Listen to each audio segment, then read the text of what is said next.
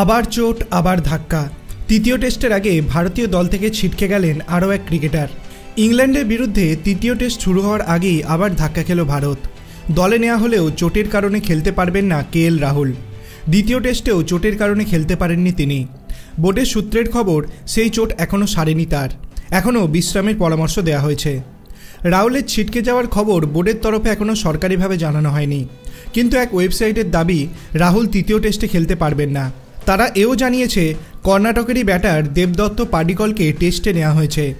প্রথম টেস্টে যে চোট রাহুল পেয়েছিলেন তা এখনও সারেনি তার। গত শনিবার দল ঘোষণার সময় বোর্ড জানিয়েছিল ফিটনেস পরীক্ষায় পাস করলে তবেই সিরিজে অংশ নিতে পারবেন রাহুল।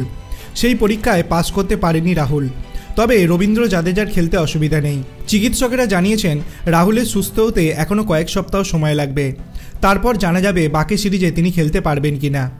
রাহুল এখনও বেঙ্গালুরু জাতীয় ক্রিকেট একাডেমিতে রয়েছেন, দলের সঙ্গে রাজকোটে যায়নি। বোর্ডের অবশ্য আশা চতুর্থ টেস্টের আগে সুস্থ হয়ে যাবেন তিনি। দ্বিতীয় টেস্টের আগে ডান দিকের কোয়াড্রিসেপে ব্যথার কারণে রাহুল খেলতে পারেননি। বাকি সিরিজে বাদ দেওয়া হয়েছে শ্রেয়াস আইয়ারকে। ফলে তৃতীয় টেস্টে রাহুলের জায়গায় কে আসতে পারে তা নিয়ে শুরু হয়েছে জল্পনা। সুযোগ দেওয়া হতে পারে সরফরাজ খানকে। দলের সঙ্গে সিরিজের শুরু থেকেই রয়েছেন তিনি। আবার পাডিকলকেও খেলানো যেতে পারে। শেষ ম্যাচে তামিলনাড়ুর বিরুদ্ধে 151 রান করেছিলেন তিনি। প্রধান নির্বাচক অজিত আগারকার সেই ম্যাচ দেখেছিলেন, তারপরই পাডিকলকে নেওয়ার সিদ্ধান্ত নেওয়া হয়েছে।